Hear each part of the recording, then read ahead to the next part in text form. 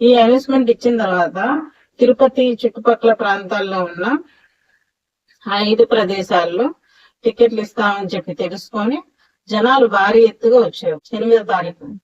ఆ 8వ తారీఖు మధ్యాహ్నం నుంచి జనాలు రావడం మొదలెట్టి తిండి తిప్పలు లేకుండా అలాగే ఉన్నారు.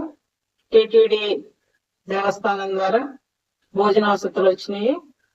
కానీ ఇక్కడ జరిగిన సంఘటన ఏంటంటే జీవకోన అనే చోట కూడా తొక్కిసలాట జరిగింది. కానీ పోలీసులు సరైన టైంకి రావటం వల్ల అక్కడ ఎటువంటి ఉపద్రవం అనేది ముంచుకు రాలేదు, ఎవరికి ఎటువంటి ప్రమాదం జరగలేదు. కానీ ఈ బైరాగి పట్టడంలో మాత్రం వీళ్ళు 8వ తారీఖు నుంచి వచ్చి ఉండటం వల్ల టికెట్ల కోసం టైంకి ఫుడ్ లేక సరైన వసతులు లేక ఆ పార్క్ లో కూర్చోవటం వల్ల పద్మావతి పార్క్ అంటే వీళ్ళు ఇచ్చిన స్కూల్ రామానాయుడు హై స్కూల్లో